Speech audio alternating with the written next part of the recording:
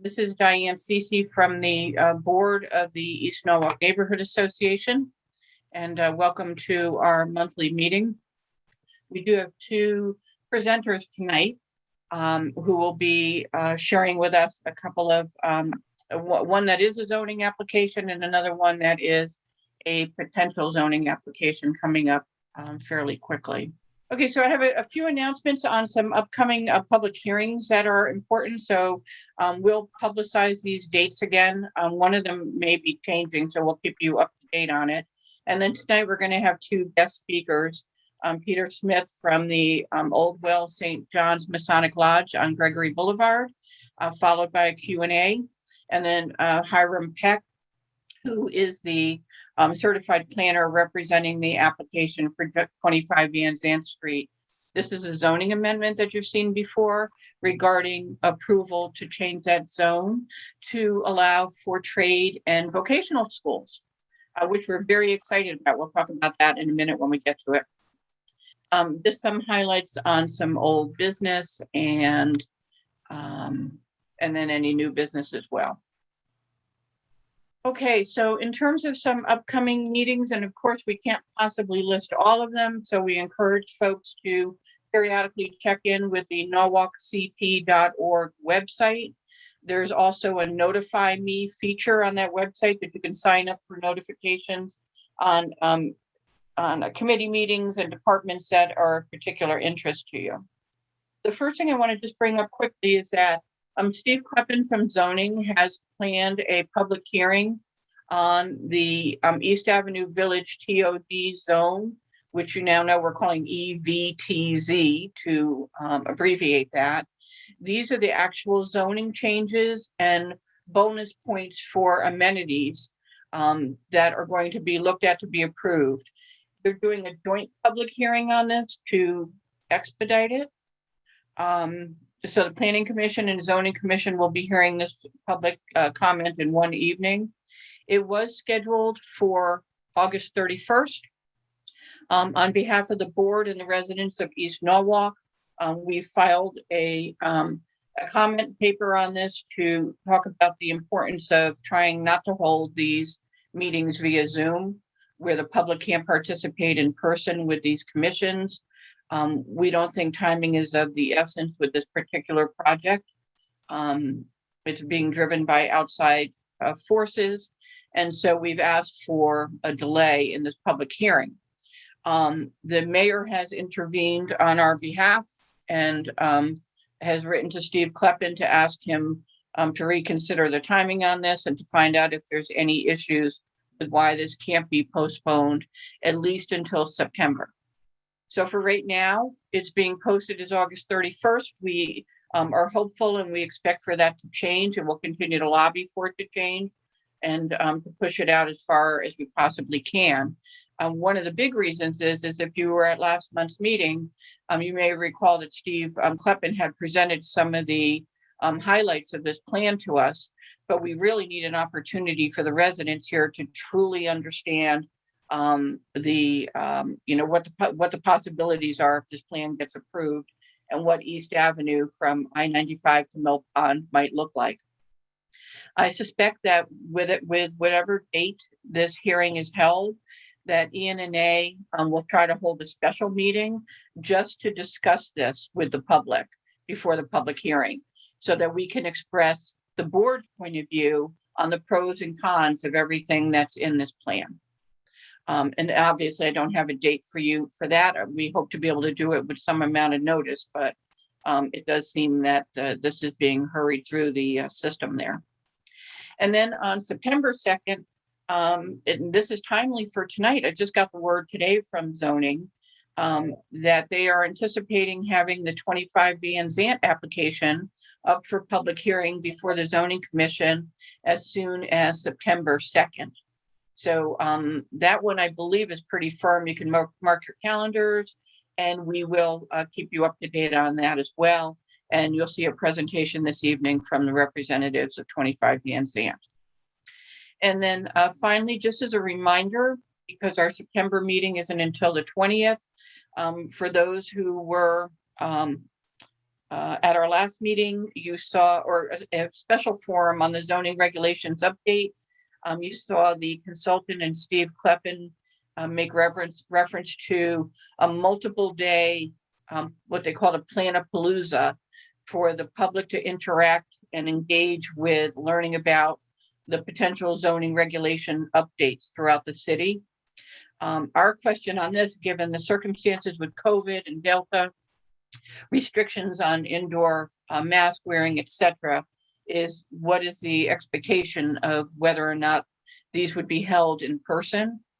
If so, where and how they would manage that?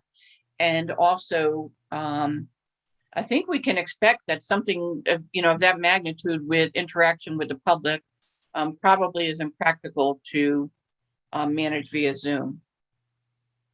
I mean, I think we've seen that with a couple of the past forums as well. Okay, so Megan, I think we should have Pete Smyth in the audience, and we would need to make him a co-host. And I'd like to, if I need to do that, let me know, or if you can do that, that'd be great. Pete Smyth is with the Old Wells St. John's Masonic Lodge, the group, the Freemasons. He is representing the group in coming before us tonight to share with us a little bit of background on the Freemasons, some information about the history of the Norwalk chapter and lodges that are here. The current lodge, most of you recognize as a beloved parcel here in East Norwalk on Gregory Boulevard. I'm ready to make the turn coming around from the cemetery and Mill Pond. And Mr. Smith will also present to us some of the current financial challenges that their organization is facing with finances and membership, not unlike many other civic and fraternal groups that we deal with in the city. And also a preliminary look at some proposed solutions that they're considering. And I think he'll be able to share enough with us tonight to give you a good flavor of where they're going and why this might be a win-win for the East Norwalk community as a whole. And then be able to share more after their organization reviews everything and votes on it as well. Thank you very much. I'm going to. Hi, Peter. Welcome. Hi. Thank you very much for that wonderful intro. My name again is Peter Smyth. I'm the master of the lodge for Old Wells St. John's number 6, AF&AM, which means Associated Free and Accepted Masons. It's a very old organization that became public in the early 1700s, and I thought I would give you just a brief overview of who the Masons are, the specifics for our particular chapter, and then also the challenges that we're facing and the solutions that we'd like to start discussing with you moving forward for keeping the lodge in its current on its current property. What is Freemasonry? So some of you may know this information. Apologies if you do. It's a global fraternity of 6 million. There's 2 million American men and women from all walks of life. In the US, women join an organization called Eastern Star. In other countries like the UK, women join the regular Freemason Lodge. It's an organization that's dedicated to self-improvement, fellowship, and community service. So there's 3 sort of pillars. The first being finding self-improvement. It's not a church, but it is more of a philosophical organization trying to improve yourself and your role in your family and your life. The second pillar would be fellowship, having brothers, and sisters in the case of Eastern Star to socialize with, become friends with, form lifelong attachments with. So the fellowship is about a third of what we do. And then the last is community service. And I think, that can take in form of charity fundraising, or it can take the form of just being involved more in the community. There have been a number of US presidents and many signers of the Declaration of Independence, which is why there's been some conspiracy theories around us over time. but I have no nuclear codes and I have no secret bank accounts. I wish I did, but I don't. Freemasonry in Norwalk. So we have a very long and distinguished history in Norwalk. The first lodge was founded in 1765 by Benjamin Isaacs. The original lodge was located on Isaac Street. When they dug up the Tyvek Temple, they actually found some ruins from the original lodge from the 1700s. That lodge that they moved into in the early 1800s is Berkeley Street Chapel, which was built as a church and then was converted to a Masonic lodge. And if you've ever been in that building, kind of in back of CVS there, it's an absolutely stunning piece of architecture for the city. And interesting side note, they have stained glass windows there that are some of the most important Masonic artifacts in the state. Lockwood from Lockwood Matthews Mansion was a prominent Freemason, and they recently discovered there are some Masonic secrets in the Lockwood Matthews Mansion, which will be discussed, I think, down the road. At some point in the 1800s, the Old Well was spun off as a middle-class lodge. There was some feeling that the St. John's, which was in the Berkeley Chapel, was kind of stuffy and a little bit exclusive. So a regular guy lodge was spun off in Old Well. It was located originally in South Norwalk, which was the original name for Old Well was the original name for South Norwalk. The current lodge building was built in 1953. You can see that on the upper right, familiar building to you. And membership peaked at around 900. So you would usually get anywhere from 10 to 15% of those brothers would come out every week. So you had 100 guys coming out for dinner and fellowship and meeting every week. So it was a fairly robust presence. Old Well and St. John's merged about 10 years ago. And there's a gentleman that some of you may recognize in the lower right, Jim Hutchinson, who is very involved in that. He's very prominent in our lodge. In fact, our lodge is dedicated to him. And he oversaw a refurbishment of the lodge room itself, which is what you're looking at. However, but the other half of the building, what I'm going to call the fellowship hall, is in disrepair and is going to be the subject of tonight's meeting. Some of the challenges that we have, and you can see the fellowship hall there on the right. Our dues paying membership has dropped to about 70 Masons. There are other members of the lodge, but if you're in for 50 years, you don't have to pay dues anymore. So we have a number of those. So we've got only 70 brothers that are currently paying dues. Our annual budget deficit is about $25,000. So it's most of our budget is deficit, essentially. We have low awareness in the community. I mean, everybody knows the building, but not anybody really knows what we do or know about us. That's one of the reasons I wanted to meet with you tonight. And importantly, there's a very poor fellowship space. As I mentioned to you at the beginning, about a third of our mission, if you will, or the reason that people would join is for fellowship. It is a fraternity first and foremost. So the fellowship space is not conducive to really any kind of togetherness. There is a small fellowship space we call a clubhouse. It's not pictured here, which is nice, but it's not convenient. In addition, the property needs, we need a new parking lot. Our bathrooms are original circa 1953, so they need to be renovated. We need ADA compliance, fire and safety upgrades. And the fellowship hall, again, is vacant and in disrepair. Now, some of you may know this space as the Theater Arts Workshop, which was not exactly a legal rental for many years. They did perform some plays there, and I think some of you may have actually have gone and seen them. So the space was occupied by them. But they experienced, incredible hard times prior to COVID, and then COVID really put them under. So they left about a year ago. So the space has been vacant.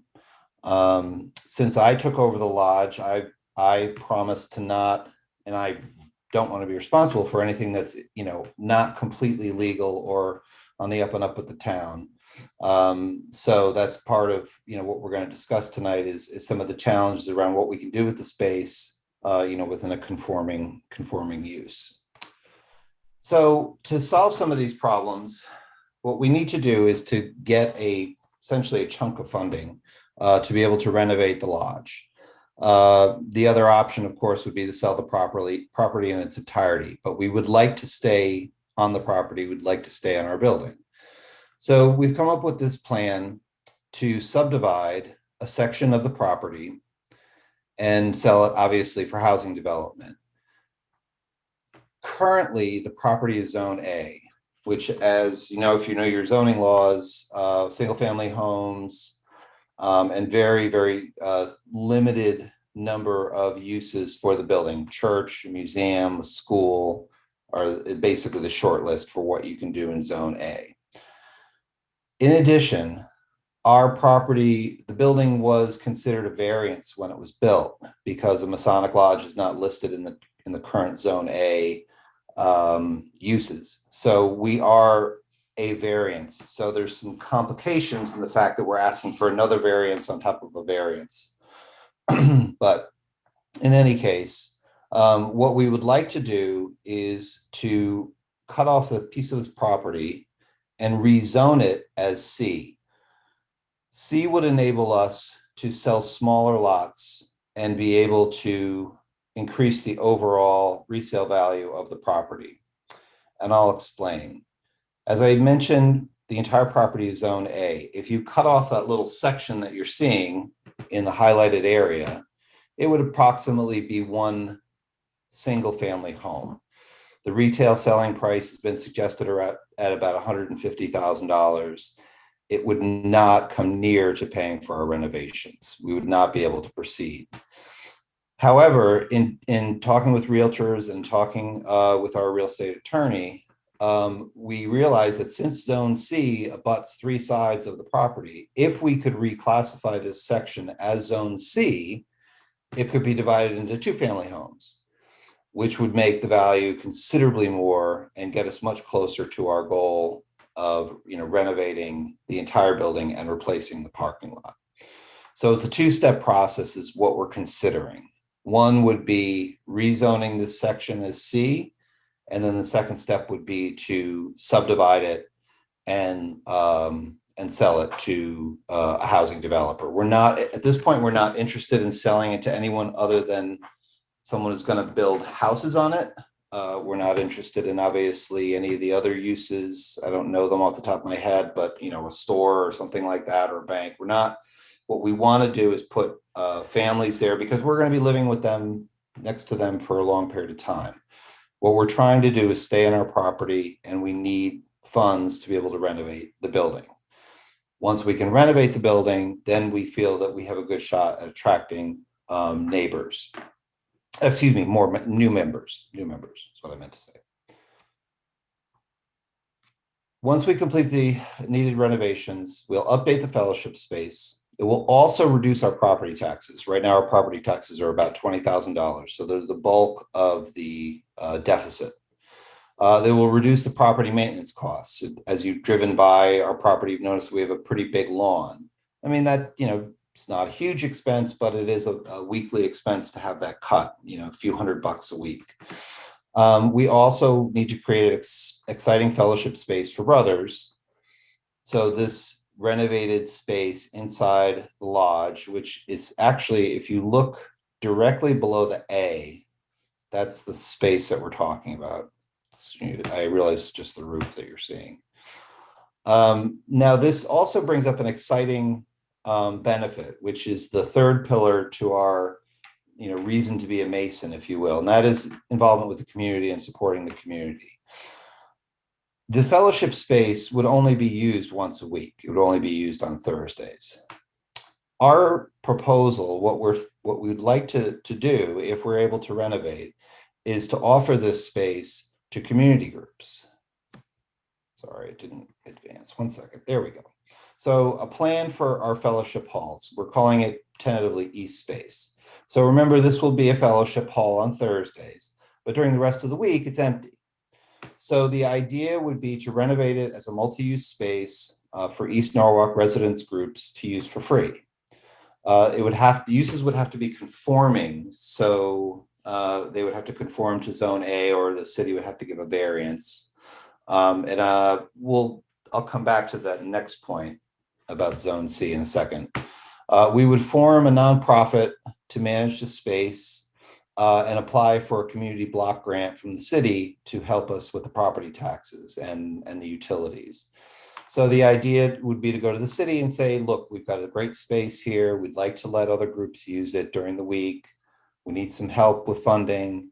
But we think that there's a real need in the East Norwalk community for a space of this size. It measures about 60 by 30, which is about 2,000 square feet.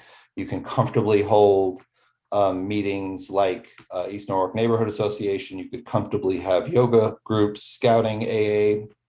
Anyone could sign up to use it. But this would be the pitch to the city.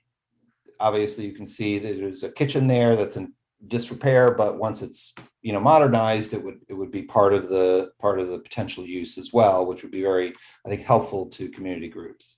We're not looking to turn this into a hall rental. That is non-conforming use, and we also don't want the liability of dealing with that in the area. So we're trying to do something more community oriented. We would ask for potentially a cleaning donation. And then for us, it's going to be a great fellowship hall on Thursdays, make our experience much better. And it'll be easily reconfigurable for multiple uses. Now, interestingly enough, I've spoken with somebody who was involved in the theater arts workshop recently, and they suggested putting a stage at one end, which would really open up the uses a lot as well. With having a theater stage with a couple wings on either side, maybe some back areas to use as dressing rooms, etc., could make it a useful space for the community. And I think that's the bulk of the presentation. Let me just see if I have one more slide. Nope, that's it. So I assume we have questions here specifically on the property itself. But just to recap, we would ask for permission to rezone a portion of our property as C, subdivide it into probably 2 lots, take the proceeds of that and renovate our fellowship space, which would then be available to use for community groups if we were able to get the block grant. We would also use the funds to replace the parking lot, which needs to be torn up, and then also for our bathrooms, etc. So it's a little bit complicated, but we're trying to stay in the building. We're trying to increase our presence, but also fulfill our mission as Masons to give back to the community. And that's it. And I'm happy to take any questions. We can start with the raised hands. Rand, I'll ask that you can unmute and go ahead. Or hi. In your diagram for the lot that you want to rezone, as you said, there were 3 sides that were already zoned as C. Yep. What's the 3rd side? I see 2. Yeah. So, well, I guess I was counting this as a 3rd side. So this is C here, and C here. It's not a square, so it's 2 sides A, 2 sides C. So forgive me if that was misleading. It is misleading. Okay, and so what could C be if it were changed to C as opposed to given a variance? Well, what C could be used for, what our intent is. I know your intent. What could it turn out to be? Yeah. I don't know the answer to that question. We would only sell to a developer to put 2 family houses on it. And what if they wanted to put a 5-story apartment building there? We would not sell it to them. We have no interest in putting a building of that sort in our front yard, as it will. Thank you. And the other thing is, where would they access it? I see there's a little grass strip between the lodge and the driveway.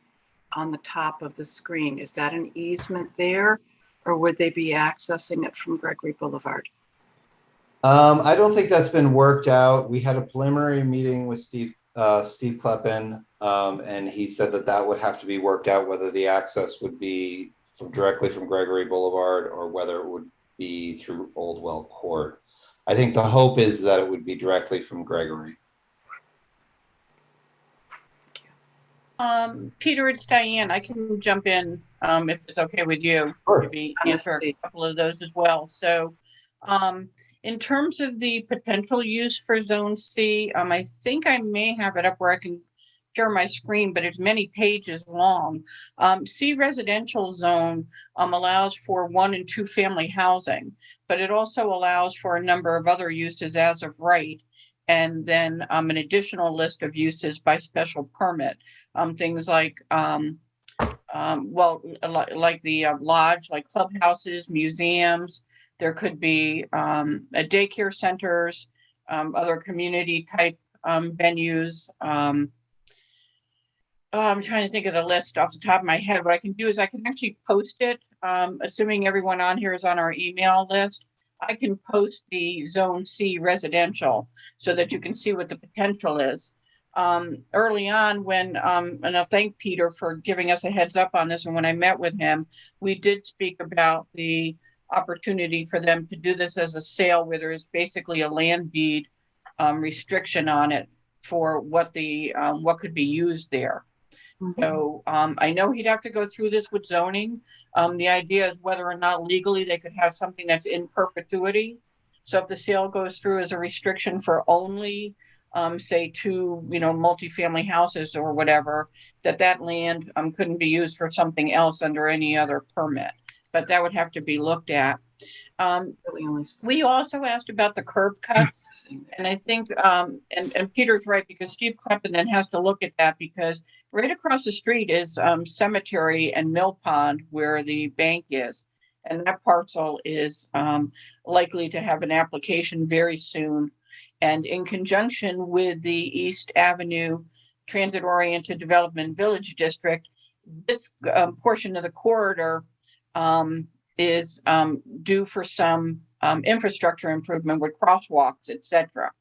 So they would be looking very carefully at any curb cuts that come along Gregory, because that turn is there's a line of sight issue that's there as well.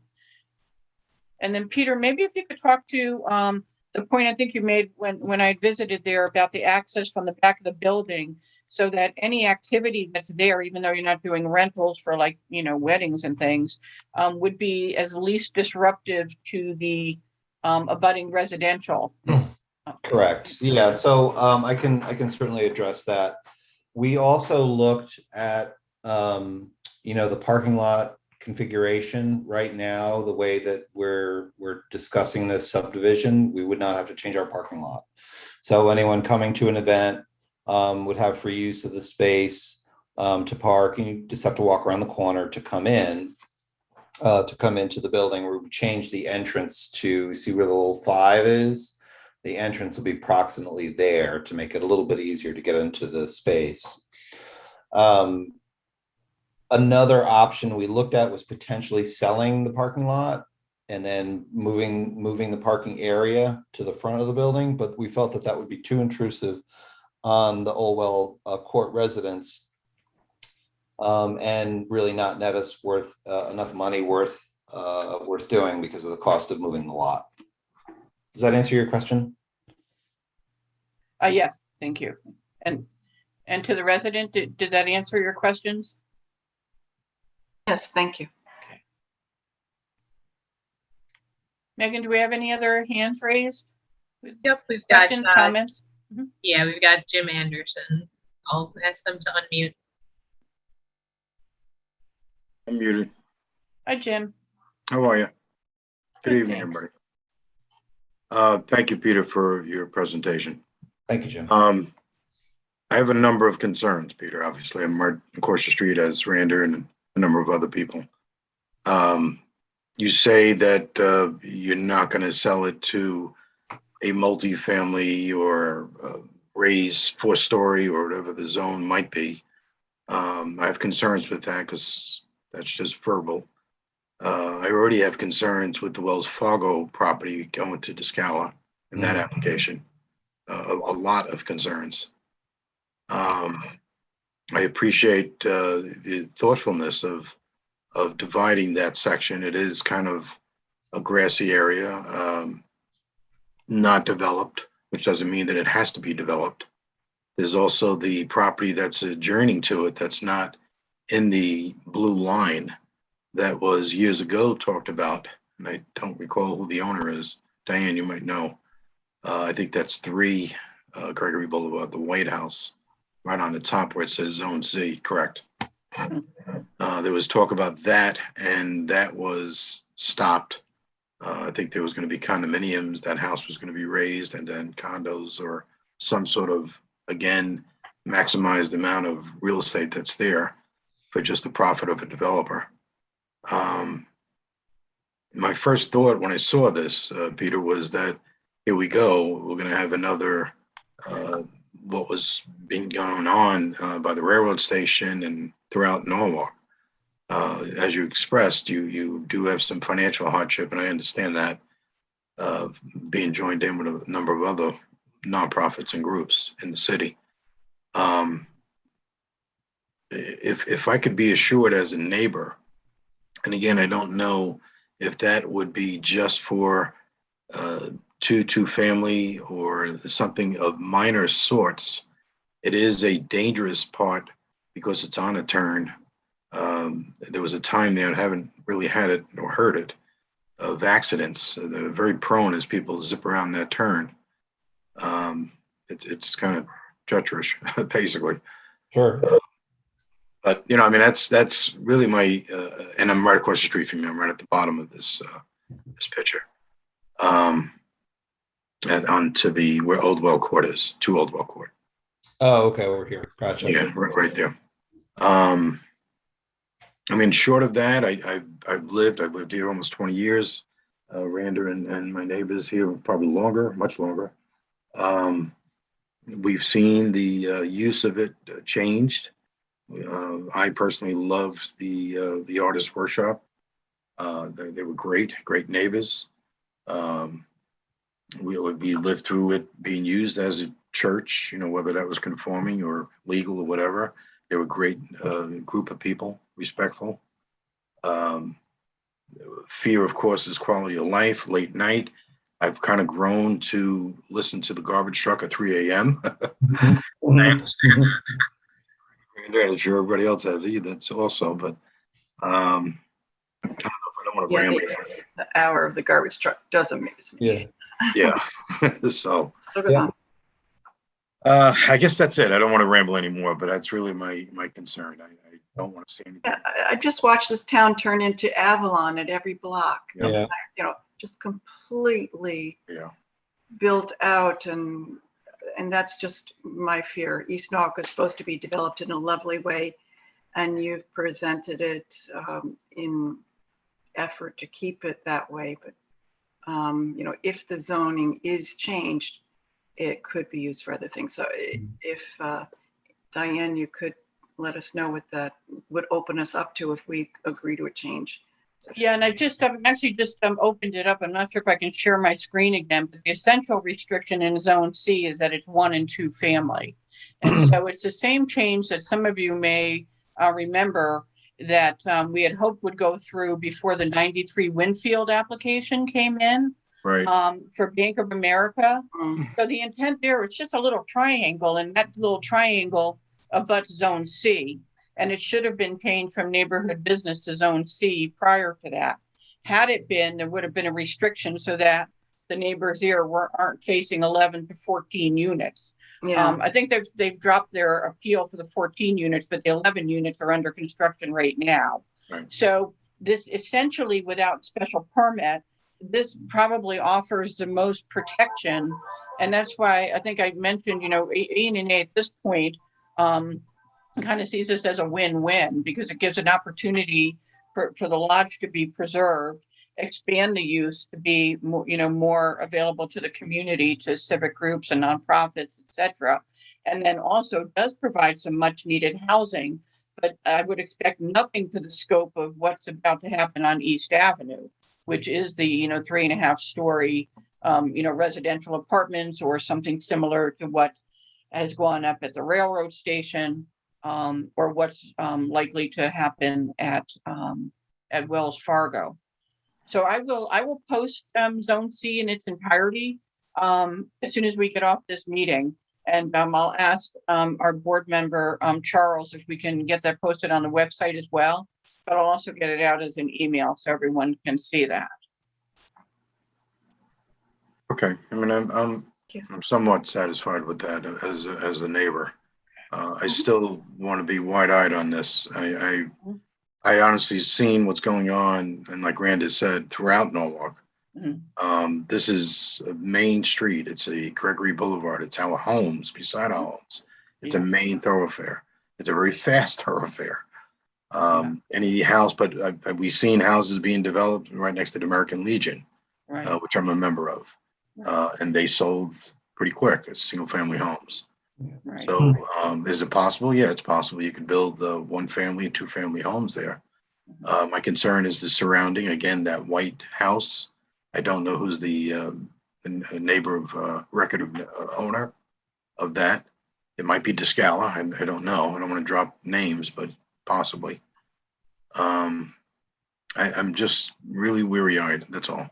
I mean, And I hope it's fair to say, and Peter, I don't want to speak on your behalf, but because you really took the initiative in reaching out to ENNA, that we hope that this dialogue would continue as your plans actually develop. You bring it to your full membership, and ahead of or as you actually file a zoning application. I just want to clarify something too. Like, our board would never really take a position that we're looking at something as the lesser of two evils necessarily. Right. I think one of the things we're looking at is the potential that they would have an opportunity to sell this parcel as a whole, and then have a zoning amendment come in with special permits that could significantly change the parcel to uses that you folks just identified as being the least desirable. So, bearing in mind that that's a possibility, I think it's really good that they're trying to preserve the parcel, the building, the fellowship, and the community zone by taking just this portion of it.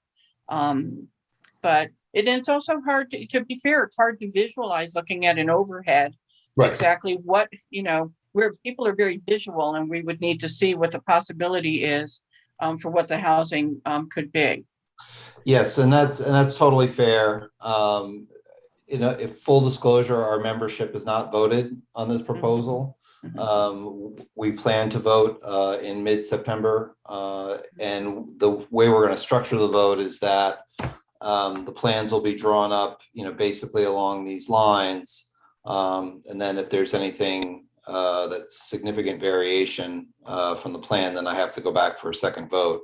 Jim, just to address your question before on the usage, my understanding from our attorney is that it can only be used for 2-family homes. It could be used for a 1-family home, but the max is a 2-family home. So that was hard and fast. It was one of the questions we asked was, what is the maximum thing we could do with it? And we were told very firmly that that's the case. The last thing I wanted to point out was, if you see down here by the 11, one thing that, would be, potentially a possibility if it had to be, would be having a driveway come in here, as a type of easement. I'm just not sure whether that's really feasible. But that could potentially alleviate some of the concerns with the, with the parking, or not with the parking, with the turn, as you described it. There are a number of brothers who said, well, why don't we just sell the whole thing and find a new building? So, that was discussed. I'm currently, hoping that this plan's, well, it's a little complicated, is the preferred way, because it is a beautiful building. I showed Diane our lodge room. It's beautiful. So we really want to stay here, and this is a way we can do it. Well, I appreciate that, Peter. And maybe I should have became a member years ago when I moved here. You're welcome. You're I welcome. often told you that a long time You're ago, welcome Not anytime. too late. but Not too late. probably isn't. But I do had wished that the Masons were more involved with the community. I agree with you 100%. I agree with you 100%. You know, I've belonging to a number of community groups, from the Legion to Sons of Italy to Knights of Columbus. We're out there as much as we can with membership dictated, but that building is certainly a cherished building, and I wouldn't want to see you guys leave. But I would still not want to have the overtone of, should you sell it? And Diane, you bring this up as a compromise. If someone does go that route, I mean, they're going to know they're going to open up a war. I mean, it's certainly not going to have a 3-story, 4-story building built right there. I mean, but they're going to try. I understand that. Greedy developers will do that. You've seen that with the train station. Many ideas. Yeah, well, I mean, that's what I think- want to close that door. I don't want that Yeah. door even to creak open. I would say, you know, and we'll wrap this up if we can, but we'll continue the discussion to say, I know there's really no comfort in Norwalk when things have to go through special permit. In East Norwalk, we've lived through this painfully for almost as long as I can remember. But the good news is at least we know that they would have to go that route, and that there would be, you know, resistance to it. And it probably, so at least some of the existing litmus tests for special permit would make it fairly difficult at this particular site for that to happen. I think the better case for us would be for Peter Smyth and for his board to investigate with Steve Kleppen the legal possibility to have the land deed restriction in perpetuity, because that literally goes with the sale, as I understand it, because I had to do one on my property for a bizarre reason, that can't ever be taken off, literally. So that may be an option and offer the best protection for the abutting neighbors there, Jim. And I think they'll look into it, and ENNA will certainly make a point of looking into it with city staff Okay. as to how that would work. All right. Okay, and I think we had one other question from the audience, and I think we'll need an answer from zoning on that as well, as to whether or not a variance could be done to the existing zone A, rather than the parcel change to C and be sold that way. So that's a little bit more of a technical one from our board member George and Peter. Unless you have the answer to that, I think we need to get an answer from Steve Kleppen. Yeah, Steve has answered that. The neatest thing to do is just to change it to C. Okay. All right. Yeah. There was Okay. one raised hand, Diane, Okay. Yep. Go ahead. Yep. from Radiate Textiles. If you could give us an actual name so that we know you're a human. Yes. Okay. I'm not appearing on my own screen, but this is Diane Cano. We also live on the old well court. We're just off the picture past the big red bush there. So I just wanted an explanation. I just want to echo the concerns that have been made. I'm very concerned about just access to whatever happens on that lot, because we hear the traffic rushing around there, and the access, I think Peter just alluded to the possibility of accessing through the zone A of the lodge into that rezoned area C, which may be a viable variance to look into, because anything exiting or entering off of Gregory Boulevard, people are going to be pulling a left. There's just going to be accidents. So I'm glad he mentioned that, of the possibility of entering possibly through the lodge parking lot area. But I just have one clarification. Could you explain, Diane, what's a curb cutout? Does that mean you're creating an extra lane sort of to let people get into that new area? You mentioned curb cutout a few times. I don't know what that means. So the curb cutout is literally where you cut through the curb to create a driveway in and out. And so the city tends to do two things. They tend to limit curb cuts altogether, because you don't want a lot of turning in and out and crossing lanes on roads. And they tend to look very intently at curb cuts where you have a line of sight issue. So someone, if they can't safely turn in or out because they can't see far enough down the road, that would be taken into account as a curb cut. So Okay. there's no doubt, and Peter and I have spoken about this, that this will be, will come up as an issue as that parcel gets configured. Okay, I didn't know if a curb cutout was what, like what they did in front of St. Thomas, where they cut out the curb and they have 4 parking spots. Right. No, but that's a good point, because it's actually, because I call that a curb cutout too, but in this case, we're talking about cutting the curb for entrance and egress. Okay, so I just want to echo the concerns of my other neighbors, the concern that it might somehow get combined with that other Zone C plot right next door. And then one other note on the entryway, the obvious only other entryway is some variance to enter through Oldwell Court, which would be directly across from my house. Right. And just that for traffic reasons might seem to me the most reasonable thing, but obviously not the most desirable for me. And if that were to happen, I would definitely want to, if that turns out it's the only way to be, which is certainly not my choice, but there would have to be, I would ask for a lot of landscaping there it would be pretty unsightly. And I'm sure my other neighbors who I don't think are on the call in the long driveway that you see, they probably wouldn't be happy with that either. But I appreciate all you're trying to do, Peter, to make this not a big issue for the neighboring people. I appreciate you saying that, because it is definitely, our neighbors back there are very important to us as far as, just making sure that you're happy with us. We don't want any issues for you. That was originally part of the land that we purchased. Those houses are on. So Right. we do feel a connection to that. Okay, Peter, thank you so much. We'll for the continue to opportunity.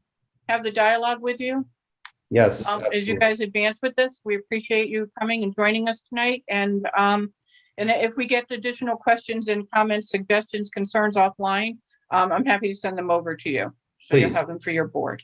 Please. All right. Thank you Thank so you very much. much, all. Okay. Bye. Okay, so I think that we have Hiram Peck in the room, hopefully. And thank you for your patience. Can we unmute Mr. Peck?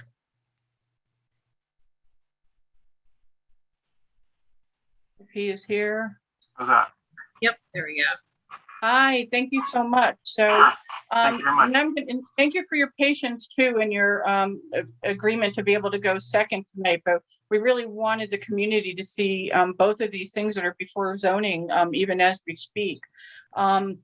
So I'd like to introduce to you Certified Planner Hiram Peck. He is the president of Plan 3 LLC, an organization that is representing 25 Van Zant Condominium, a corporation which you guys recognize as 25 Van Zant, the actual building. Some of you may recognize or remember from last year, the organization had come before zoning with an application that was subsequently withdrawn. The proposal is to look to amend the Industrial 1 zone, which is where this parcel sits on Van Zant Street, to allow for trade and vocational schools, colleges, universities, etc. There's a couple of other things I think that the Planning Commission has allowed in the verbiage.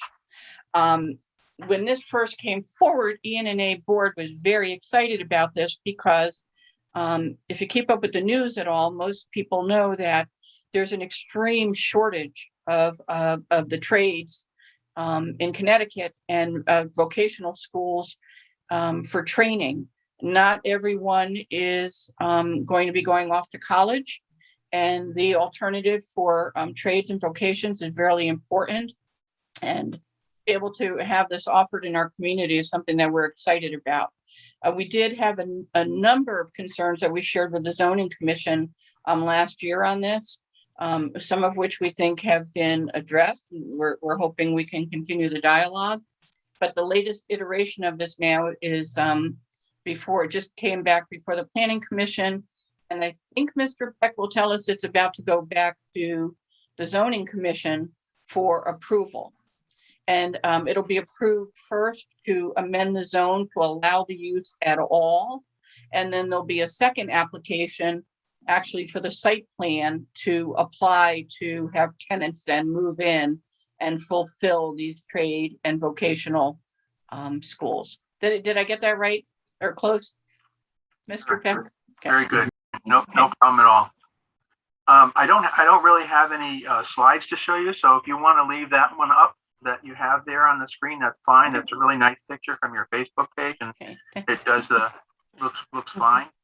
I keep my presentation fairly short because I really want to hear what your questions are and your concerns are so we can address them. As you mentioned, Diane, the initial application here is for zoning regulation amendment to allow the regulations to include trade or vocational school in the I-1 zone, in the industrial 1 zone. And that would allow things like medical programs like nursing, dental hygiene, medical assisting, also would possibly automotive technicians, welding, plumbing, electrical, HVAC, that kind of thing. This fits in really, really well with the brand new planning program, that is the workforce planning program that came out of the governor's office just a few months ago. And I think, as you indicated, there's no question that there's a significant need for highly trained, highly skilled technical workers in our communities these days. There's no question about that at all. So the first part of the application is, as you said, to allow that amendment to the zoning regulations. There are a couple of parts. There's a definitional part to it, and then there's an actual section of the zoning regulations which would allow this in the I-1 zone, and that's the first part. The second part of the regulation is actually, as you said, to allow the site plan for this particular site. It's a large building. There's no question about that. It's right on Zant Street. There are a number of uses in that current building right now. And the presentation that we will give to zoning very shortly, and I'll tell you this evening, is to allow a little over half the building, probably about 58% of the building, to be used for the trade or vocational school. The rest of the building would remain small offices as it currently is now. There are a couple of storage places in there, rooms that are used for storage. There's a daycare center for people that work in the building. There's a cafeteria for people, again, that work in the building. There are a couple of, there's actually a sort of a greenhouse, so farming activity actually that takes place in the building. Most of those would stay. Some of the users that are there now would leave to allow room for the Workforce Training Center. The maximum amount of square footage that would be allowed for the Workforce Training Center in this building is 150,000 square feet. The building itself right now is a gross total of about 256,000 square feet, but only about 229,000 square feet of the building is available for lease. That is, the rest of it is hallways, heating systems, loading docks, elevator space, storage space for maintenance, those kinds of things. So out of about 229,000 square feet, 150,000 as a maximum would be used for the Workforce Training Center, and that's our proposal. The couple of things that I think are important that it probably came up before. I know this application came up about a year and a half now, I think. COVID certainly had a lot to do with things being pulled back and readjusted. But I also, when I first became involved with this application about a year and a half ago, it was my opinion that the application really was not ready for prime time at that point, and there needed to be some things that needed to be addressed. So one of the things that we took a hard look at was the parking and traffic associated with this site. One thing we were very careful about, and we coordinated with DOT on this, Connecticut DOT, is that we used traffic volumes that were from about 2016, when the traffic volumes were still high, rather than the lower levels that have existed there in the last year or so because of COVID. That obviously made our work harder, but it also gave us a much clearer picture of what the traffic volumes would be when the streets in this area were extremely busy. And so we did that on purpose, and we think that the traffic report, which was done by Fuss and O'Neill, reflects that very clearly. The number of students that would be in the school total would be about 300 students. There would probably be 3 different sort of sessions that the school would have. That is, there could be classes in the morning, there could be classes in the afternoon, and then there would be classes in the evening.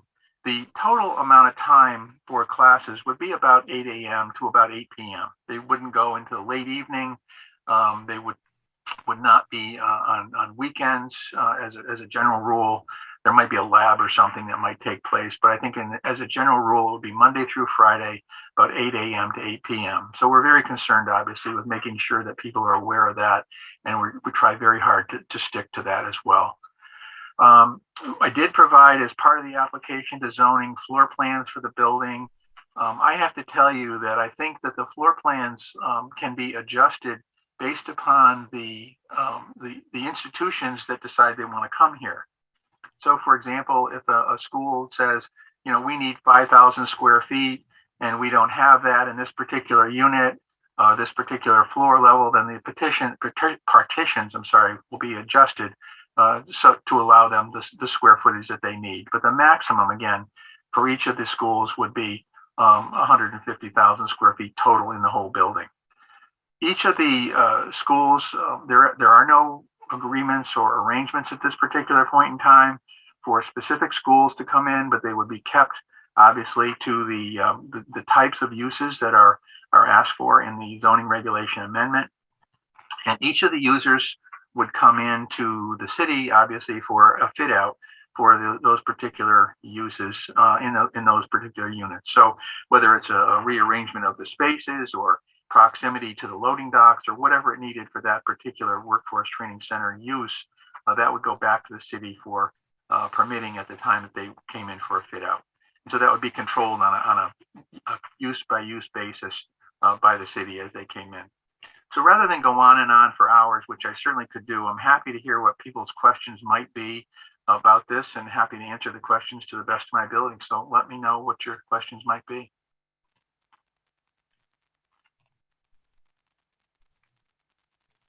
So there's a Go ahead, Megan. there's one question in the chat, and then we can go to Jim. So the first question in the chat is, can you provide an update on the 56 spots of the proposed 300 parking spaces that are located on the Department of Transportation property? Sure. A number of years ago, the DOT gave us an easement, gave the owner of that property an easement to use those spaces as parking. That will remain, those remain parking spaces as they are now. They're not going to be changed. They're not going to be owned by the owner because DOT won't sell the property, but we do have an easement to use those 56 spaces as parking spaces just as they are now. And then Jim, you can unmute yourself. Thank you, Mick. Hi, Mr. Peck. The square footages that you talk about, did you include the Osborne property or the building on Osborne Street? That's all the whole property. That is, there's technically two buildings. There's a little garage behind the main building. Yes, they're all included. That's correct. So that Osborne Street would be used also with that application as a school, or? Well, the Osborne Street side is interesting. As you know, or may know, there are 5 curb cuts along Osborne Street right now. And initially, when we came in, planning staff said, we would like you to cut those number of curb cuts down from 5 to maybe 2 or some smaller number. What that does, though, is it has a significant impact on the number of parking spaces that are available in that parking lot. So the number that is the uses that abut Osborne would be primarily for parking. Our proposal is to leave the curb cuts as they are currently, but DPW has indicated that they want the sidewalks improved and the curb cuts improved along that stretch of Osborne, and we're happy to do that. Our position is that we need all those parking spaces in order to make this work.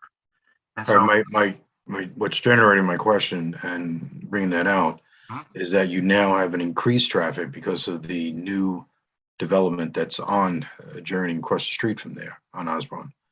So you're going to have a lot more traffic than what you had or will have. And I think I mentally blocked out. Diane, what was the name of that next to where the Pooch Hotel is? The Brim and Crown, 230 East Avenue. I mentally blocked it out. I'm sorry, purposely. So anyway, but you have a lot more traffic generated from that. And that may or may not impact your request to either eliminate or the curb cuts. But I'm all in favor of this, by the way. I think it's a great idea. I think it's well needed. The building is great. A little bit of history. It actually was the first industrial condominium in the country. Mhm. So it holds historical value. And I also knew its original owner.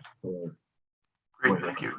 Yeah. I think in the 1920s was when it was first Right. erected and was a hat factory, I believe, for That's correct. a good number of years. So there's no question about it that the building is large.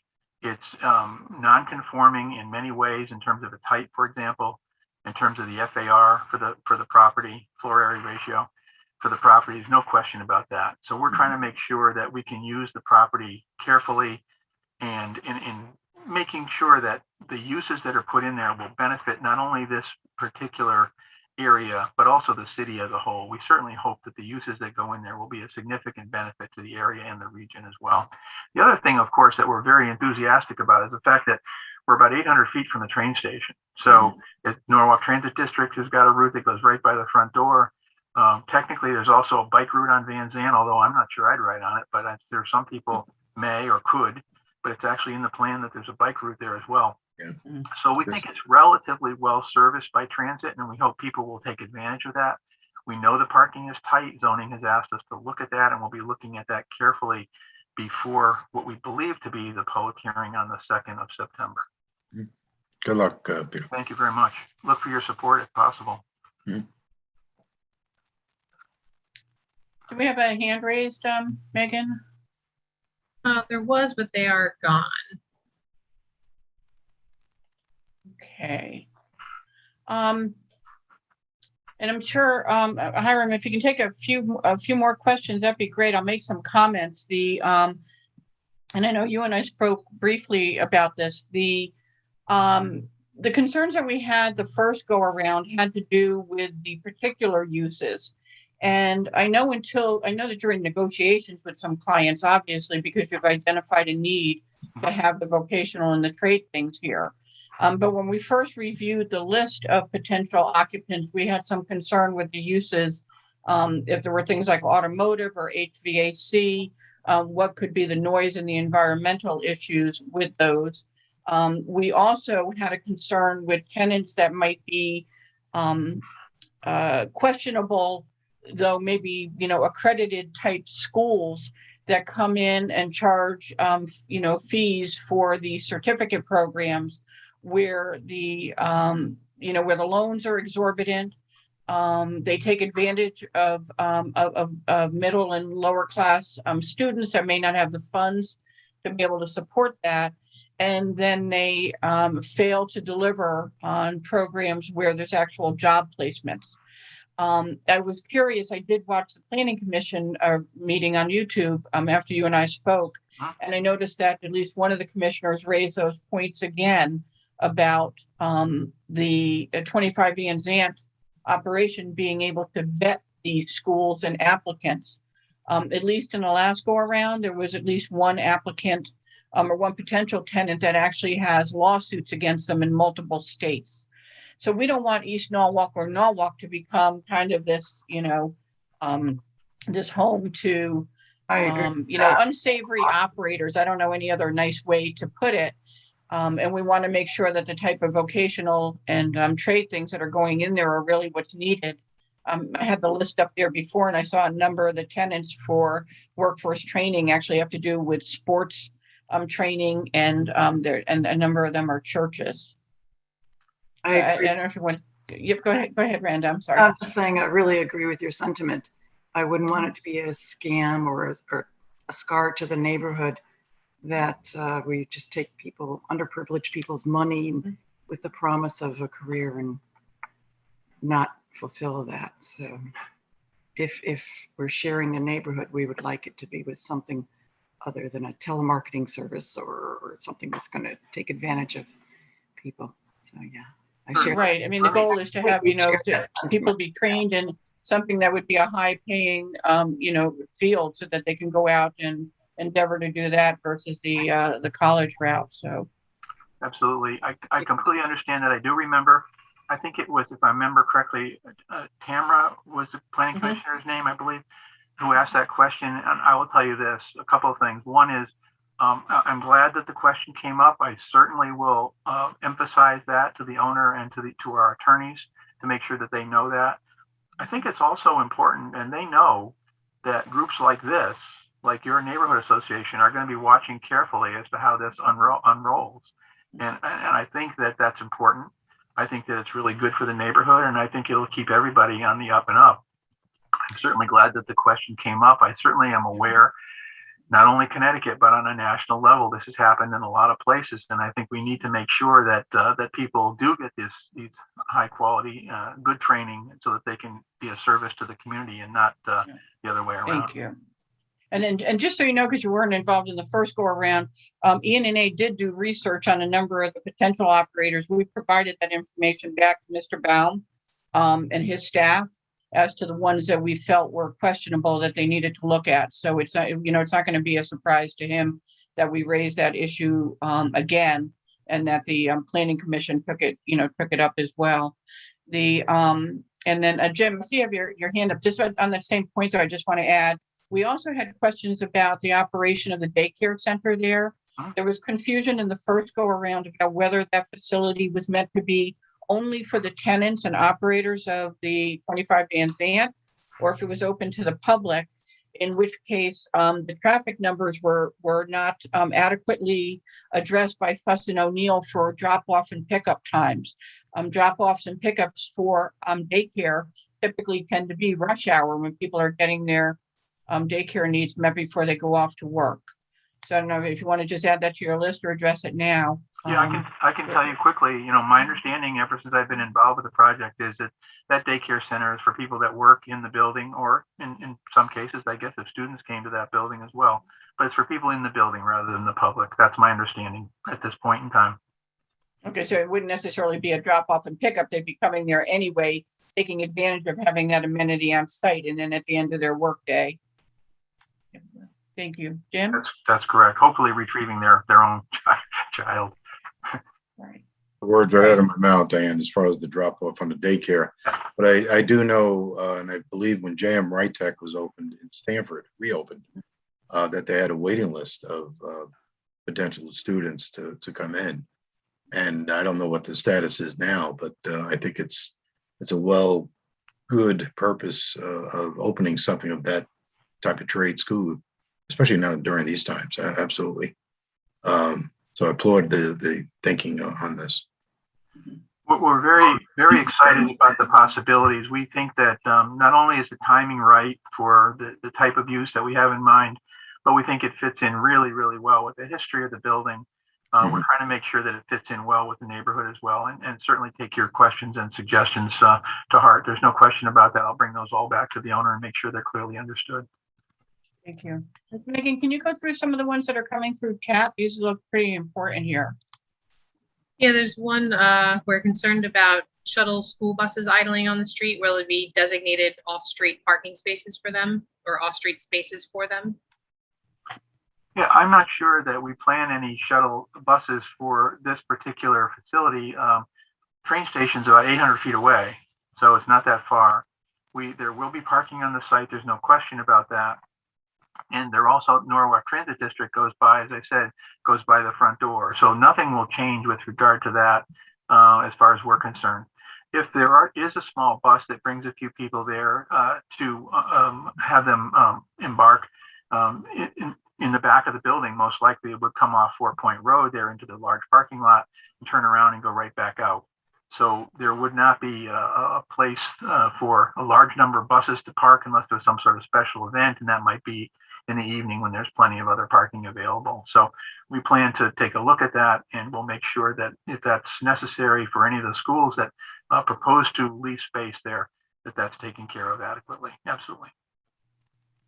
Next question is the child care center licensed?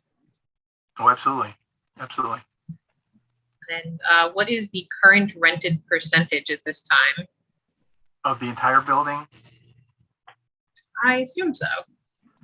Yeah, I mean, I don't have an exact number for you. I certainly can have that number before the public hearing and zoning. If you want, I can get that number back to Diane. What I'm doing now is, as you may understand, I have to be very careful about how I say this, and you'll understand. There are some tenants in the building now that probably, if the Workforce Training Center is approved, will not be there. They will probably move somewhere else, and that space will be converted to the Workforce Training Center. So I'm trying to make those adjustments so that we know exactly what those numbers are for the Zoning Commission public hearing on September 2nd. So I hope to have that number. I don't think the building is ever going to be the type of building where it's 100% full, because there needs to be some flexibility with regard to things like loading, storage, warehouses. There's even a couple of spaces in the building currently that are used by either local churches on Sundays for meetings or special events, and those will probably remain as well. So there are going to be portions of the building that are hardly ever occupied, except maybe on one day a week. Not suggesting that the Masons should go there, by the way, from your previous discussion, but there probably will be portions of the building that will be not used on an everyday basis, 7-day-a-week basis. I think too, I'll add to that too, Megan, that when this application was around this time last year, that Mr. Baum had indicated that a good chunk of the building essentially was empty, because as they pursued these plans over the prior 18 months, a number of the leases simply hadn't been renewed, and some of the tenants chose to leave on their own. The reason why that's an important factor to us is because when Fuss and O'Neill does traffic analysis, and you guys all know, ultimately they'll say there's no significant impact. But one of the things that they take into account is, what would this use do to the traffic in the area and the level of service at a red light, for example, compared to the as of right use of what this was in its heyday of office use.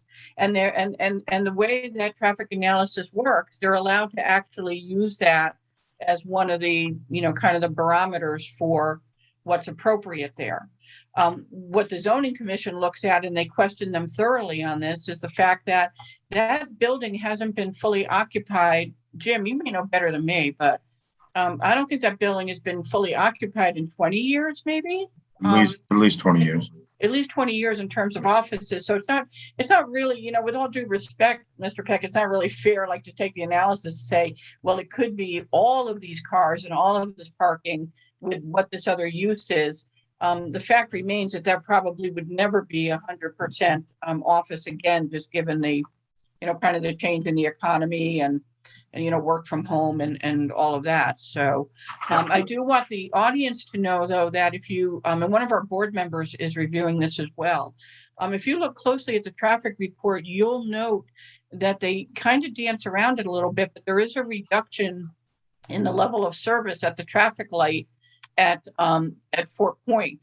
I think it goes from a level C and D, which is not that great, all the way down to a level near F. And it's something that we'll be looking at, that we'll comment on at public hearing, because we don't really want any degradation in terms of traffic with people sitting at red lights. Diane, could you it creates expand on havoc, it's congestion, it's pollution, it's. Diane, can you expand on what the Yeah. meaning of that is to everyone? Can I I'm sorry, talk about Jim? that thing? I'm happy to talk about that. Yeah, go ahead.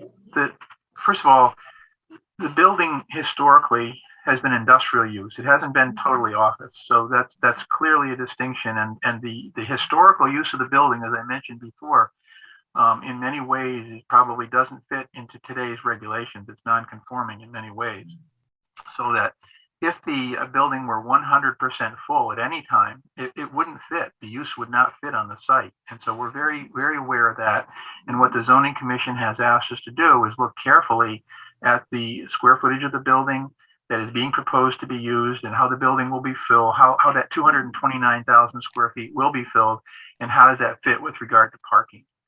Now, Jim, what that question does with regard to level of service means that if the parking, or as if the traffic in the area of this use increases, that there are what are called levels of service at each of those intersections. So an intersection may operate at a level of service, say C, for example, an average, just to be very sort of clear about it.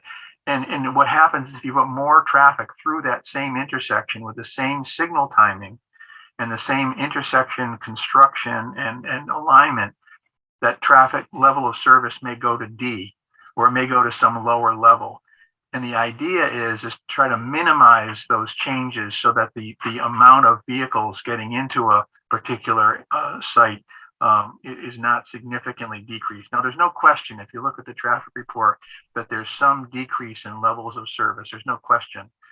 Two things about that. One is there's some work going on right now, for example, on Fort Point, if you take a look at that, and the DPW is very aware of that. There's also discussions about work going on in the Walk Bridge area, and whether that's going to take place, in 20 minutes from now or 2 years from now or 5, who knows exactly? We don't know. So we're trying to take all that into account. But in the meantime, it's really important for this owner to get some of these institutions to commit to coming back here, because these efforts don't take place overnight and they really take a while to get going. So it's probably, if we get approval in September, it's probably not going to have any classes to start there until maybe even the spring. So it's going to be a while, even when we get approved. And we're hopeful that these things can be worked out. We know that traffic is going to be an issue, and we're very careful about trying to make sure it fits. And we want to do the best we can with it, but it's a big building. There's no question about that. Dan, to that end, thank you, Peter, Mr. Peck. The camera that was installed, unrelated to this, but the camera that was installed that points to off of Gregory Boulevard and Winfield Street. There was right on the corner where the gas station is. It angles to that. It's supposed to be a right turn. A lot of people go straight just before the railroad bridge. Is that part of what Mr. Peck is talking about? Traffic study? Do you know? In terms of the traffic study? Yes, because that is a camera that was installed recently.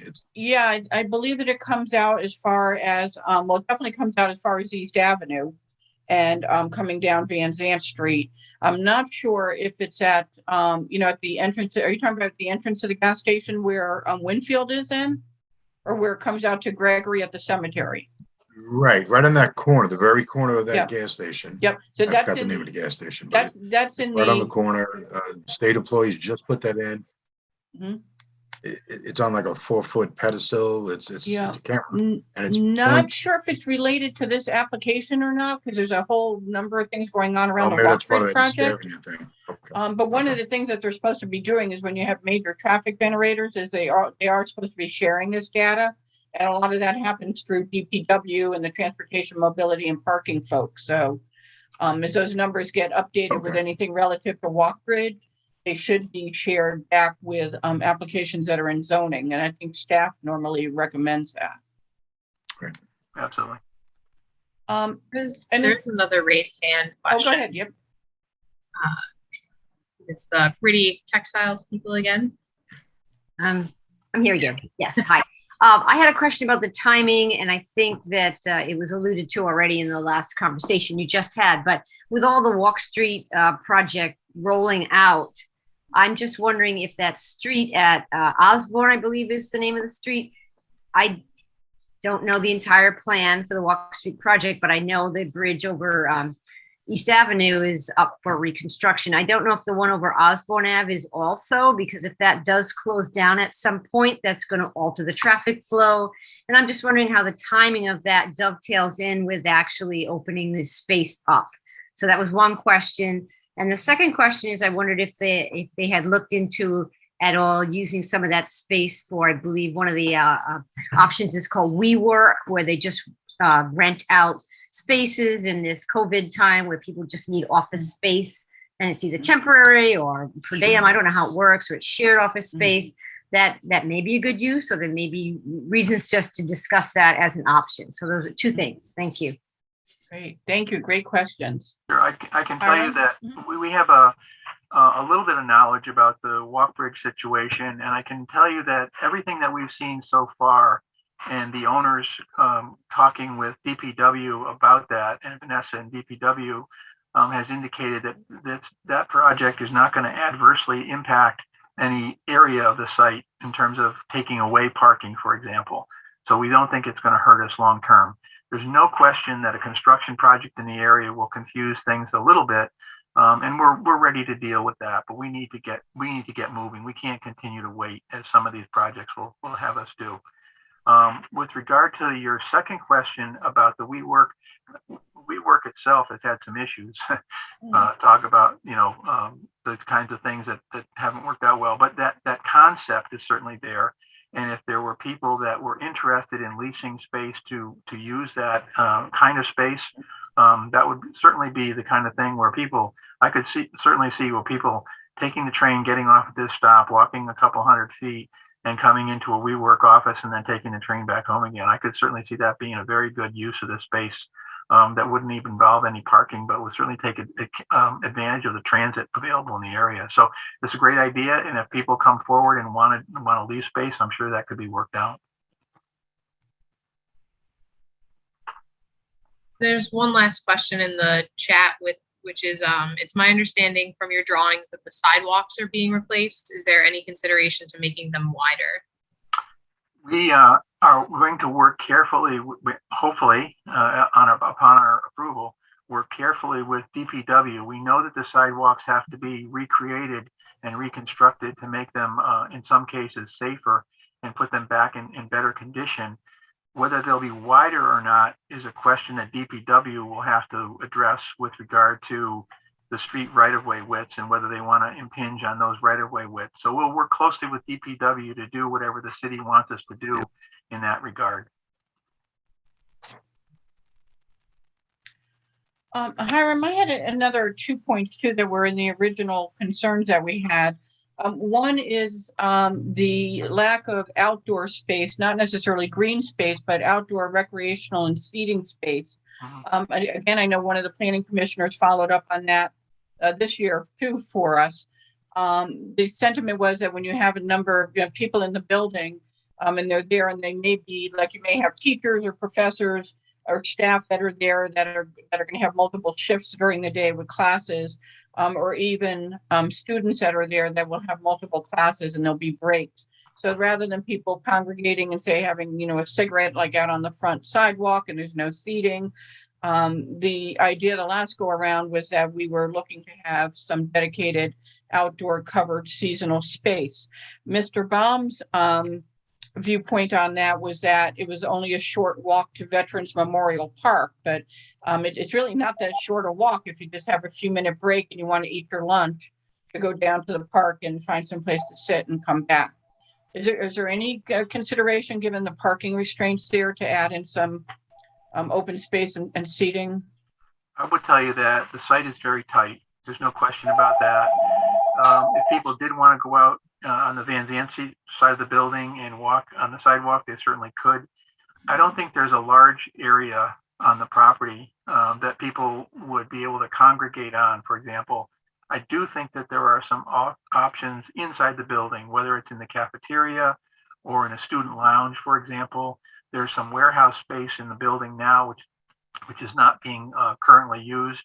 And I think that some of the space that's inside the building could be converted to really nice, relaxing space for students in between classes and things. Again, that's a matter that is undetermined right now. But when each of the users comes in for a fit out for a particular area, I think that, as you said before, the owner is certainly aware of the question from before, and I certainly hope that they take it. Obviously, students that are going to come here hopefully would like to make it as nice a setting for them to not only learn, but to also relax a little bit between classes. So a good question. I honestly don't think it's a place where there's a lot of space outside right now. If they want to walk somewhere, that's fine, but I don't want to minimize the question at all. I think that it's important. Having been a student, quite a while ago myself, I can tell you that those spaces are well appreciated in between classes. So thanks for the question. You always have the roof. Yeah. Oh, the roof. Yeah. Actually, yeah. That I'm You know where I'm going with that, right? Yeah. Vegetation. You can make that I know it can be done. Yeah. No question. That's an excellent idea. No question. From a place that's hard to manage and people hanging out at night, and then you'd have to light it. It's during the day. Yeah. It's, And if, Well, how do they not? and anything in the front of the anything in the front of the building that they're, planning on doing, it is a tight sidewalk, and, people congregating then tend to step off the sidewalk. It becomes a safety issue, and, cars dodging, congregants of people in between. So, we'll still have that as a concern for sure. Another thing that we raised too, and I know that you don't have a list of defined potential tenants, but in the first go around and in the floor plan that you have today, we noticed that some of the prospective tenants that you were speaking with are actually wouldn't be new trade or vocational opportunities. It looks like they already exist in the city or the surrounding area, and they would simply be vacating their existing space to move into new space. So it doesn't appear to be new classroom, seats in terms of training. So I wonder if the goal though is to actually bring in some new seats for training versus just relocating. Like one of them was a hairdressing, a styling school. They would be a straight relocation from the building they're in now to Van Zant. So it doesn't really add anything to the number of trained students. Can you address that? Yeah, I can tell you that there's really no set set of clients right now or people that will be interested in leases. There's no question that some people may choose to relocate here. If you notice, we're spending a lot of money on the outside of the building right now, making it very energy efficient and hopefully much more desirable looking than it presently previously was.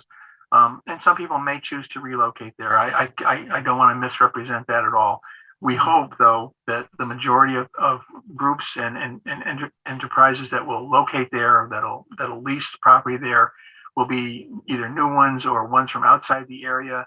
We've had contacts with people from other states that want to relocate some section or some portion of their schools here, and we're hopeful that that's the type of thing that will be more typical rather than a relocation, sort of stealing from one part of the neighborhood to another part. It may happen to some small extent. I just don't have an exact number for you. You raise a great point. If it becomes, I know there's a beauty school already in South Norwalk, but if you have that type of a school where you have consumers coming in to get their hair cut, then you're actually doubling the amount of parking that would be required for that type of training. So that would be difficult to support. Well, the zoning commission has asked us to look carefully at that, and we're looking really hard at that before the next meeting. We know, by and large, that's not going to be the case because things like auto mechanics classes or machine shops, for example, may have a huge machine in the center of the room and have 3 or 4 people in the room. It may not be a tremendous number at all. So that there's going to be an offsetting factor where some of the space will be used for students actually in a classroom situation, whereas other will be kind of a shop situation where there may be a relatively large number of square footage per student as well. So that's going to balance out. And again, as we know, it's a large building. It may turn out, for example, that it's not possible to fit everybody that we want to in the building and still park everything. So we're going to be very, very careful about that, and we've got to make sure it fits, obviously. Well, thank you. I think we're coming in. If there's no other hands that are raised, Megan, I think we'll wrap this up. If we're good there. No more raised hands. What's that, Megan? There's no more raised hands. Okay, thanks. So, and I'll just close with this question too, to make sure that we're all clear on this. It's my understanding from city staff, from Steve Kleppen and his staff, that once the zoning amendment gets approved, that you can have this as a use at all in industrial 1, and I'm certain that it will get approved. Then as you begin to go for the approvals for the actual site plan to bring in tenants, that each individual tenant still has to file for a permit to occupy the space and for their tenant fit up. Is that true in every case? And so that we'll see those come, kind of, they may be over the counter, as they say, but is that the case as you know it? I can't speak for the planning department and the building department. I can tell you that in 30 other towns in the state of Connecticut, that's exactly the way it works. Somebody comes in for a space and they get approval for the space, and then they need to come back for their fit out. Very common, happens all the time, and I would expect that it would be the same process here, no question about it. Yeah, so that does give us another bite at the apple as each particular, each individual application comes in, that we can certainly comment on or raise any concerns that we have as well with each one coming in too. Sure, I think that, Okay. 90% of the uses that are going to come in are probably not going to be the kinds of things that are going to bother anybody. You mentioned a couple of the uses, whether it's welding or whether it's auto mechanics or whatever that might have some noise. We are located right next to the train tracks. We're aware of the noise. There's no question about that. But I think the city will get a chance to take a good look at that for every single tenant. So we're aware of that, and we're happy to comply with whatever is required. Well, we thank you so much for your time to come in and talk to us about this now that it's advancing through the process. We'll keep an eye on whether or not it comes back to zoning as the public hearing on September 2nd. And if we have any questions in the meantime, we'll send them through you as a representative, and hopefully keep the dialogue open. But we recognize the need. We're excited about it. We realize that there's lots of industrial 1 parcels in East Norwalk. And I know that when our board discussed it, we weren't opposed to having similar applications in industrial 1 or in our restricted industrial as well. We recognize the need, and we think it would be done well. It would be a good fit for our community. Great. Well, thank you very much. Thank you. Thank you for all the thoughtful questions, and I look forward, as I say, Diane, any questions in the future, just send them to me, and I'll happy to respond as quickly as I can. Thank you very much. Thank you. Thank you. I don't know what else I had on here before we adjourn. I could say our next meeting is on September 20th. So there'll be a lot of things that are going on between now and then. If you have neighbors that are not on our email list, you may want to make sure that they're on the email list, because that's our primary form of communication here. And we'll just do our best to keep everyone informed. I'll get the information out to everyone regarding the Zone C that you saw tonight for the Masonic Lodge, so that everyone has that in front of them. And I see a hand raised right now. So if somebody has a question, we'll take that now before we adjourn. James. Megan, Hi, can you hear me? Yep. Hi, this is Jamie Wright from the North Police Department. I just wanted to say hello, and I apologize. Over the last couple of meetings, I've either been off by schedule or away, so I haven't been able to attend virtually. So I apologize for that, but I just wanted to touch base and say hello and see if there were any issues or concerns, but also just kind of touch base with what I've seen going on in Great, town. thank you, Officer Wright, because I don't always see everybody popping up in the room. And for those of you who don't know, Officer Jamie Wright is our community policing officer for 06855 for East Norwalk. And so when he can, we do appreciate that you can attend our meetings and share anything important that we need to know, or for people to communicate with you. So I'm certainly not going to adjourn. For people who need to leave, thank you for coming. But if you want to stay on, and we can continue and just have a quick conversation with Officer Wright, that'd be great. Start video. Well, anyway, what? There we go. There you are. There you are. All right. Thanks for joining, Jim. There is one thing, though, I want to bring out, and I know my neighbors have certainly heard it. There's and I don't know fast. It's a vehicle. It's quite loud. Probably missing a muffler or some sort. I don't think it's a modified header situation. It flies down Old Saugatuck. It flies on Gregory Boulevard at a really excessive rate. It's the same car. If I get a make, model, and luckily maybe a plate number, I'll forward it to the PD. Yeah, but it really is. It's dangerous. I want to say that this is not the first time Officer Wright is hearing about this. Is that correct? Well, anytime we get complaints like that, I don't know if I've particularly heard of Old Saugatuck with this particular vehicle, but if there's concerns like that in regards to a particular vehicle, if there's, like you said, if it's Old Saugatuck, then that's, that gives us a place to start if there's particular times. But yeah, if you ever see it or hear it, if I'm working, if there's a particular time of night that they tend to come through the area, be it to and from work or, Right. passing through or by their schedule, that's something we can try to plan and be there. Either myself or I can, pass it on also to the traffic unit. So we can Right. work in conjunction for that. If you can, certainly without overextending yourself, get a make or model or a plate number, that'd be awesome. Because then it's Right. it's an I'll easy do that direct- anyhow. Don't worry about that. if I only say easy Osagatok direct- because I live on Osagatok, but you if don't it's know an me easy, very well. if that's an easy conversation that we would know, especially if they live in town, and there's no guarantee that that's the case, but that gives us something more specific to look for, as well as if they do live in That's town, fine. then we can just go and speak directly to them and voice your concerns to let them know that they're not unnoticed or unheard. In a Mhm. similar way that we recently, over the last month or so, I was getting some emails from our administration as well as City Hall about fireworks that were, I guess, going off Oh, somewhere yeah. in the Norden Place area, and it was beyond the Behind my normal house. 4th of Everywhere. July. Mhm. 4th of July, they were more, I guess, M80s or larger bangs. That I had gotten a couple emails from people and some concerns. So we were out there, worked a few evening shifts.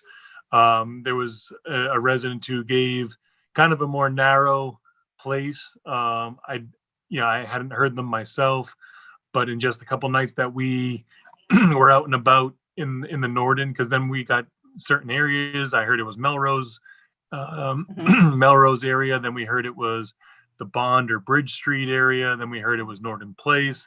So I kind of circled around and talked to residents in each area.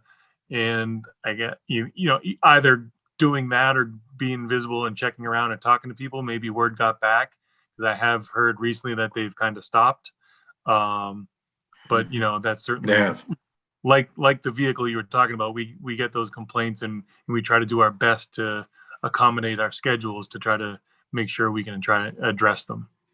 Thank A you. lot of people are reluctant to call. So, and I know you already know this, Officer, right? That what we do is we ask people then to just send an email in to you if it's nothing urgent. And so that you'll have a record of it. And some folks are even reluctant to do that. So we invite them to let us know then, and then I'll send it in to you because, they're reluctant for for maybe an officer to slip and say, it was this person that reported it, and people just don't want to have those kinds of confrontations with neighbors or strangers. Correct. So, And depending upon the issue, there has been more of a, reluctant, as much as we have a 411 tip line.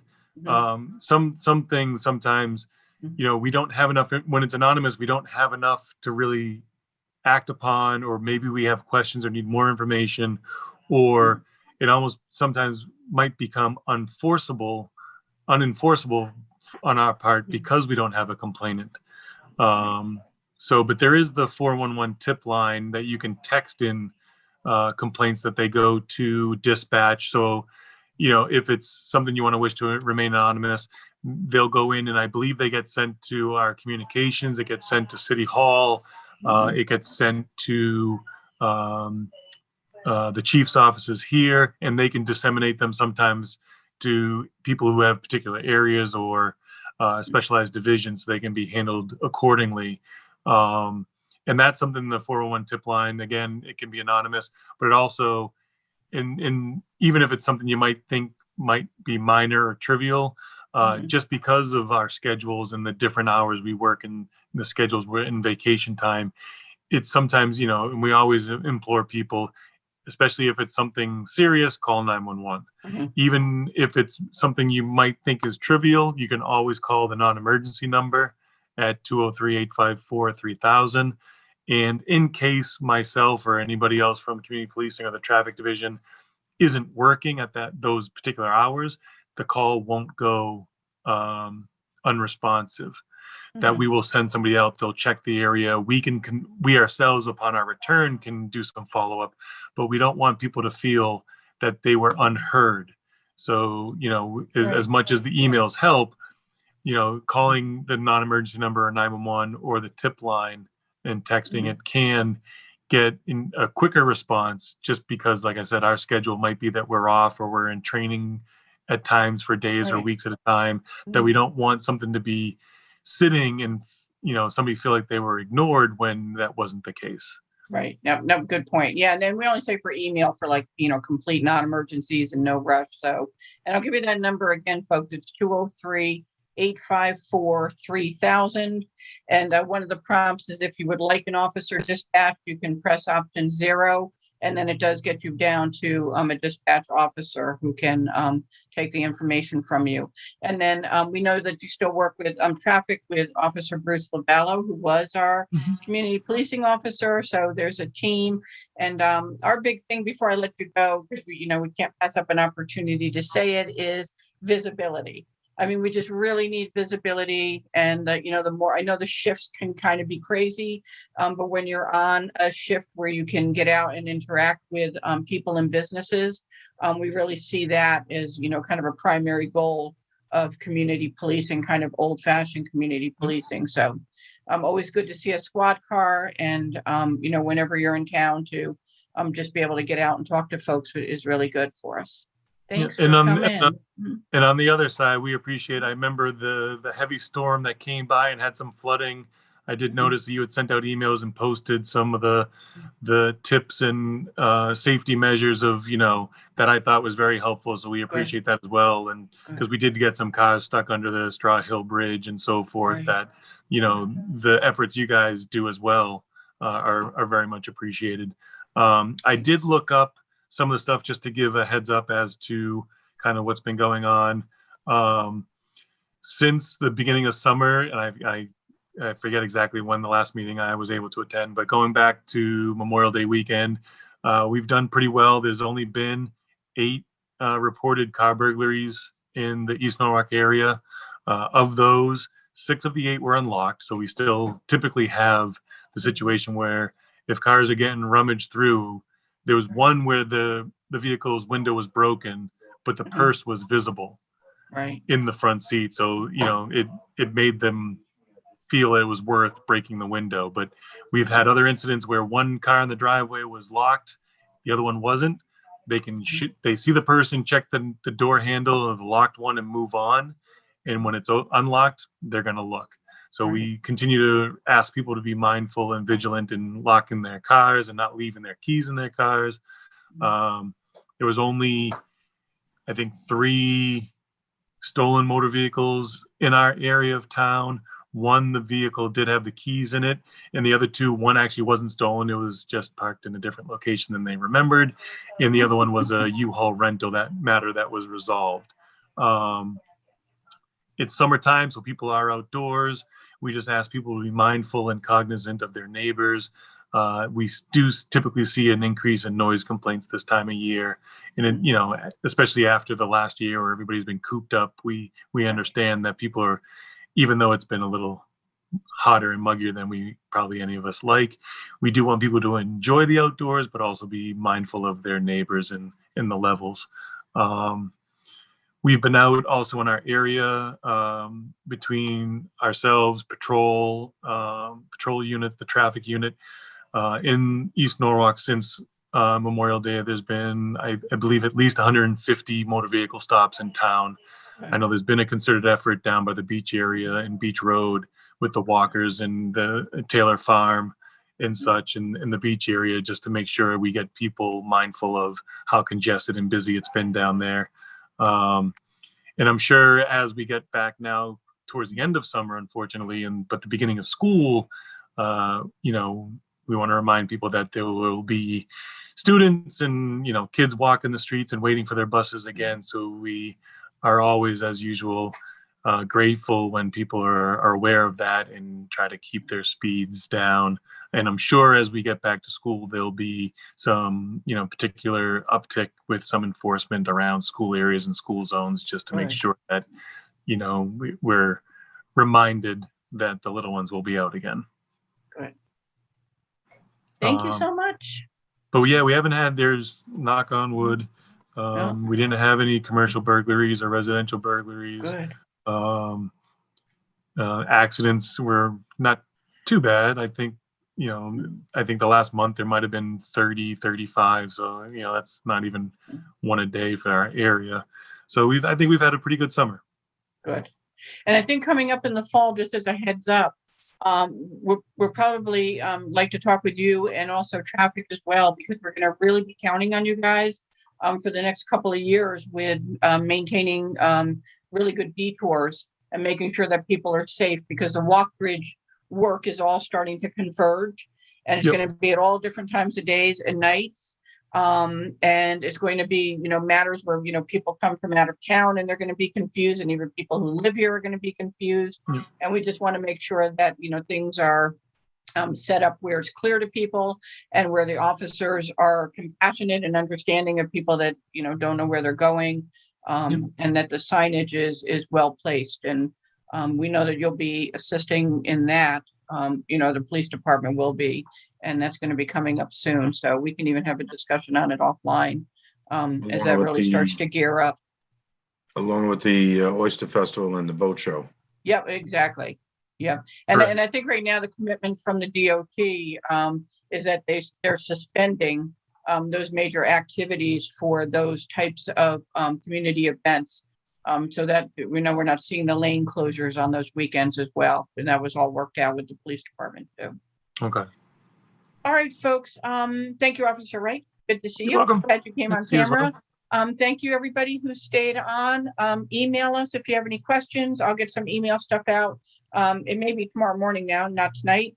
And again, if you have neighbors who are not on our email list, please make sure that they get on here so that they can be informed and engaged to the level that they'd like to be. Thank you so much, everyone.